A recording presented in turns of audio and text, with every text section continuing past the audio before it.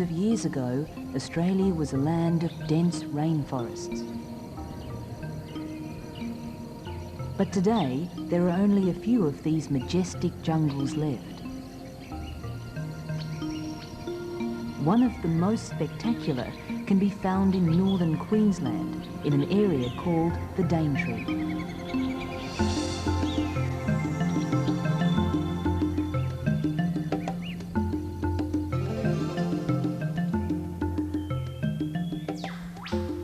Much of the Daintree is impossible to reach, and many of its thousands of animals and birds remain hidden.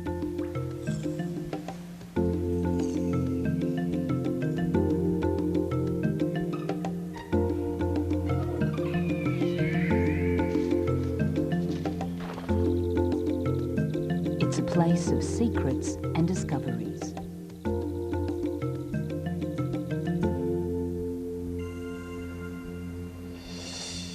From Port Douglas in the south, the narrow strip of forest stretches north to the Bloomfield River.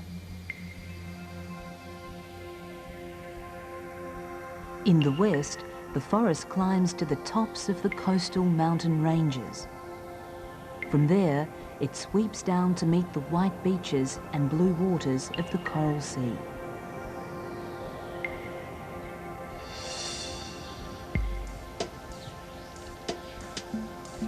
Here, it's always warm. In summer, temperatures are around 31 degrees, while winters are mild, around 26. It's also wet.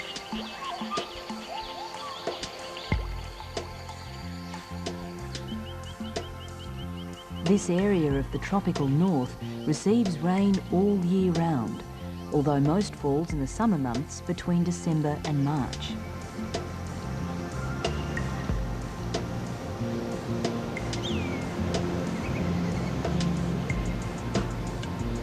The rain produces spectacular waterfalls as the water rushes to the lower reaches of the forest.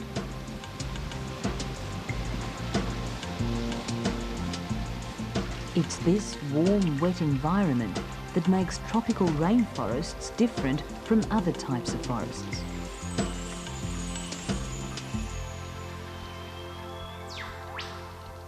Trees grow thick and tall, and thousands of different palms, ferns and shrubs thrive.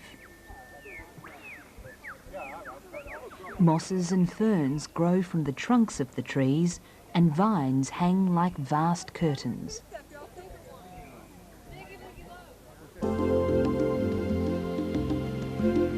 The canopy is the top of the forest, where the vines and tall trees meet to form a type of roof. All forests have a canopy, but the canopy of a rainforest is so thick, it's like an umbrella.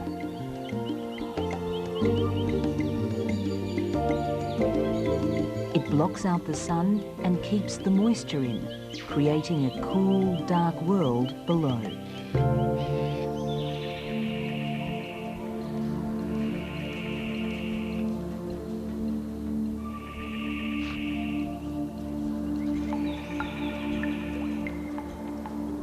As well as moisture, plants need light to survive and grow.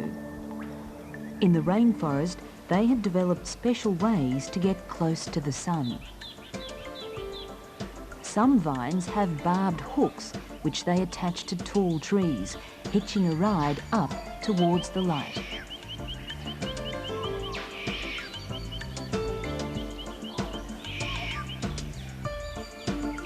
Curtain figs start at the top.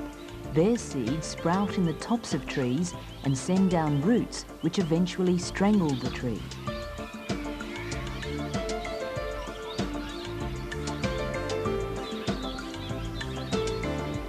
The fig pushes high into the forest roof, helping to thicken the canopy.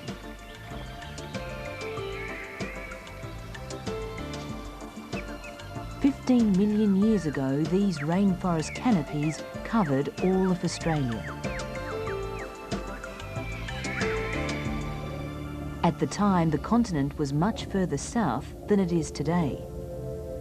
But slowly, it drifted north towards the equator.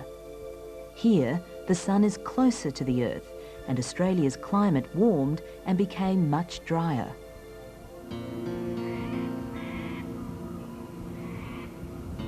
Trees like eucalypts, which could survive the drier climate, began to grow and take over.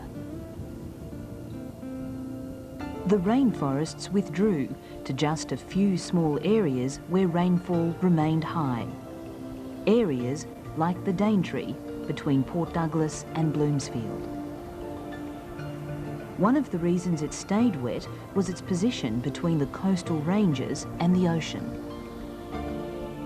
As the air passes over the Coral Sea, it collects moisture. As it moves inland, the air has to rise over the steep coastal ranges of the Daintree. Up here, it's colder, so the air cools and condenses, forming clouds which rain on the mountains. From the mountains to the lowlands, the rain is responsible for the rich variety of plants which make up the Daintree, creating a world of living shapes and colours.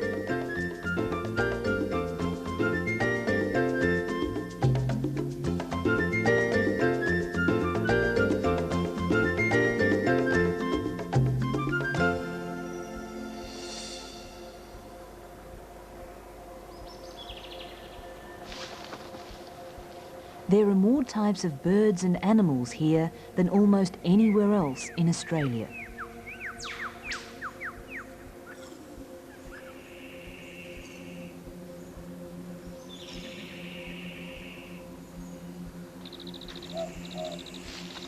At night, the forest comes alive. The rare striped possum rips up bark in search of grubs. The blossom bat makes use of its long tongue to soak up the sweet nectar of the satin ash tree.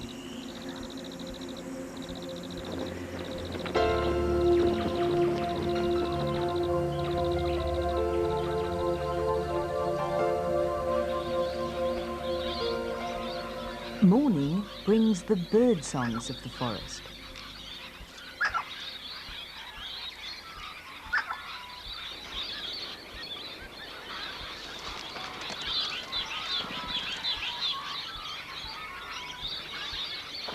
Birds play an important part in keeping the forest alive. They eat the fruit off the trees and vines and drop the seeds in clearings. Here, there's more sunlight and the seeds have a greater chance of growing.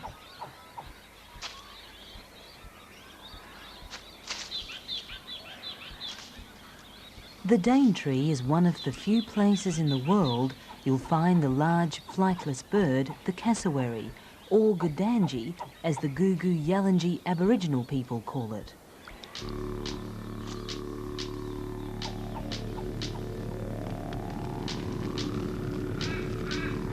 The Gugu Yalanji were the first people to live here. Their lives are connected to the forest. One of their creation stories tells how the spirit of a rock, Gubri, on Mount Demi, makes sure there's enough forest food for the people to eat. The Gugu Yalanji believe that if the rock falls, their time in the forest will be over.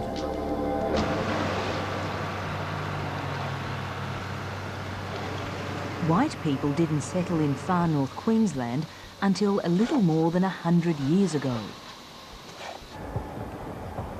Some came looking for minerals like gold and tin, and others came to log timbers in areas like Mount Windsor and Mount Lewis.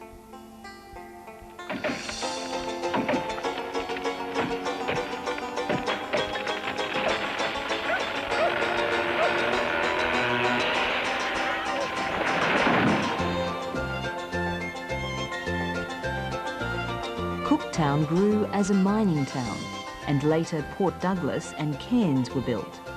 They became major shipping ports in the region.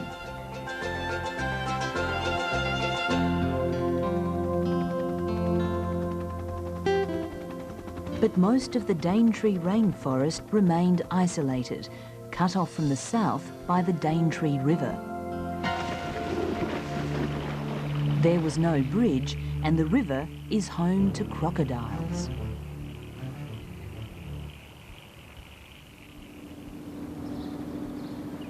Isolation ended about 40 years ago when a ferry was built to take people across the river. The number of people increased even more in the 1970s and 80s when the Queensland government sold some rainforest land to the public.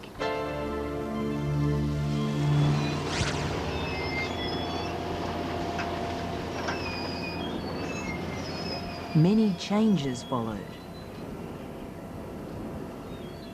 Areas of land were cleared and houses were built. Then, in 1983, the local council began work on a road which would go from Cape Tribulation north to Bloomfield.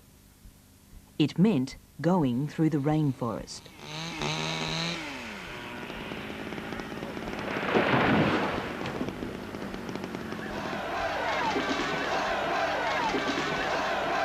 Conservationists said the road would cause too much damage and wanted it stopped. People all over Australia began to hear about and see the Daintree. The road eventually went ahead, but Australians had decided to prevent any more disruption to the forest.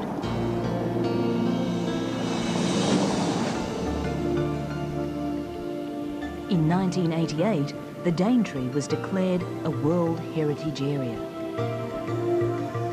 It was to be a living museum with all its animals and plants protected. And to your left, folks, there's the famous Daintree ferry. Of course, folks, keep those eyes peeled for crocodiles.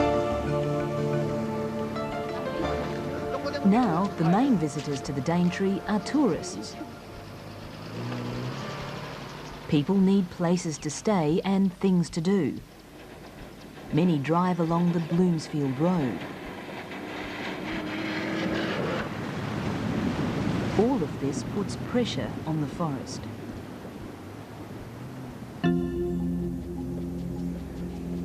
That's why a large part of the rescue plan for the forest involves managing tourism.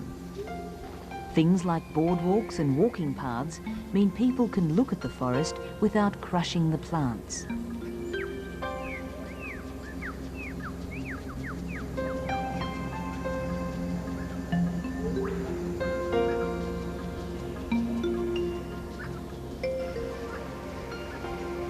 The control of tourism will mean the future of much of the forest is guaranteed.